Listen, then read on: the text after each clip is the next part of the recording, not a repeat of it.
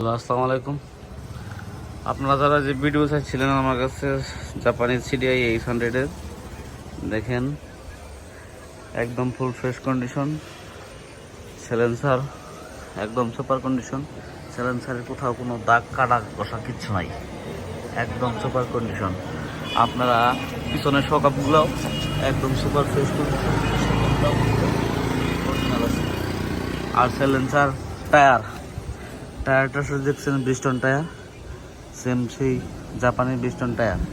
মাডগার্ডের condition, carrier, signal light, আপনার side cover full fresh condition, কোথাও কোনো টাচ আপ করা নাই। আর হচ্ছে যেটা আমাদের টাচ আপ করা আছে বা ডুপ্লিকেট আছে সেটা আমি ভিডিওতে তুলে ধরতেছি। যেমন হচ্ছে অ্যাক্সেলেটর কেবলটা ডুপ্লিকেট লাগানো আছে, তারপর হচ্ছে আপনার মিটার কেবলটা ডুপ্লিকেট আছে। আর হচ্ছে যা দেখতেছেন সবই অরিজিনাল, আর কোথাও কোনো ডুপ্লিকেট কিচ্ছু নাই।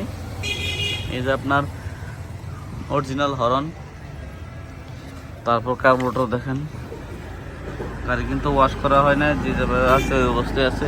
ইঞ্জিন কোথাও এখন পর্যন্ত ইঞ্জিন কিচ্ছু করা হয় নাই, ইঞ্জিন আনটাচ, ইঞ্জিন খোলা হয় নাই। সাইড কভার, সিট প্যানেল, ট্যাঙ্কির কন্ডিশন দেখেন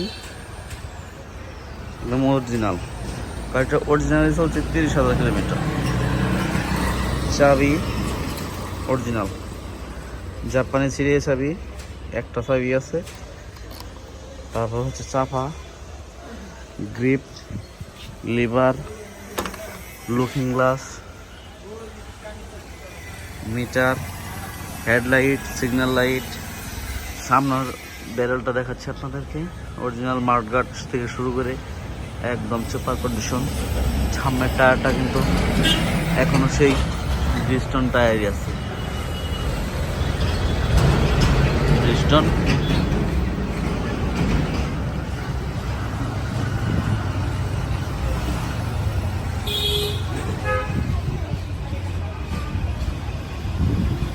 দেখেন, না দেখলে আসলে বুঝবেন না। আমাদের যে মাঠগার্ডের কন্ডিশন, টায়ারের কন্ডিশন নাম্বার হচ্ছে বগুড়া, এটাও 8418।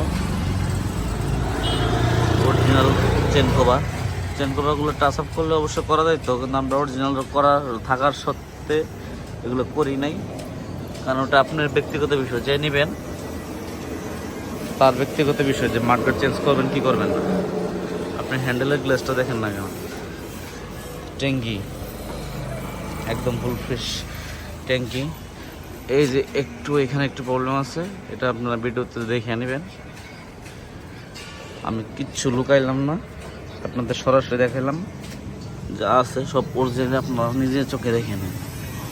তারপর আরেকটা দেখা যাচ্ছে ব্যারেলটা, বেন পাইপটা দেখেন, সাইলেন্সারের যে বেন পাইপ একদম super fresh condition Ben pipe.